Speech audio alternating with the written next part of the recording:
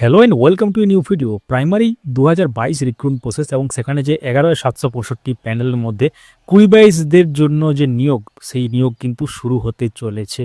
হ্যাঁ, এর আগে আপনারা দেখে যান মেরিট লিস্ট প্রকাশ হয়েছিল পর্ষদের দ্বারা এবং জেলায়, জেলায় কিন্তু নিয়োগের জন্য যে অ্যাপয়েন্টমেন্ট লেটার দেওয়ার জন্য যে প্যানেল সেটা কিন্তু পৌঁছে গেল।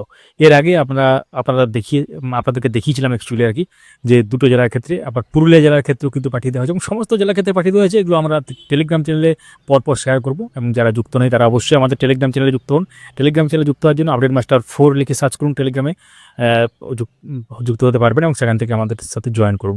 এবং যারা ফেসবুক পেজে যুক্ত নেই, আপডেট মাস্টার লিখে সার্চ করুন, ফেসবুকে পেয়ে যাবেন এবং আমাদের ইউটিউব চ্যানেলটিকে সাবস্ক্রাইব করতে পারেন, আপডেট মাস্টার ইউটিউব চ্যানেল। সেখানে গুরুত্বপূর্ণ ভিডিওগুলো শেয়ার করা হয়। তো তাহলে সমস্ত জেলার ক্ষেত্রে কিন্তু পৌঁছে গেল এবং অফিসিয়াল যে নোটিশ সেটা গতকালই পর্ষদ প্রকাশ করেছে এবং সেই নোটিশে উল্লেখযোগ্যভাবে গুরুত্বপূর্ণ কিছু কথা লেখা আছে।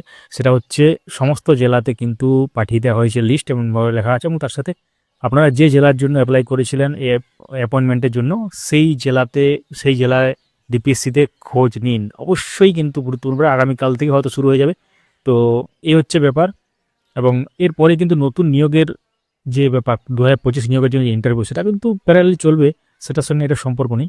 তো অবশ্যই বাংলা মিডিয়ামের জন্য ভালো খবর আসছে এই সপ্তাহে, মানে এই সোমবার থেকে শুক্রবারের মধ্যে কিন্তু যে কোনো দিন হয়তো নোটিশ চলে আসতে পারে। তো এখন দেখার বিষয় কি হতে চলেছে। সঙ্গে থাকুন, দেখতে থাকুন। কোনো প্রশ্ন থাকলে কমেন্ট করুন। ধন্যবাদ।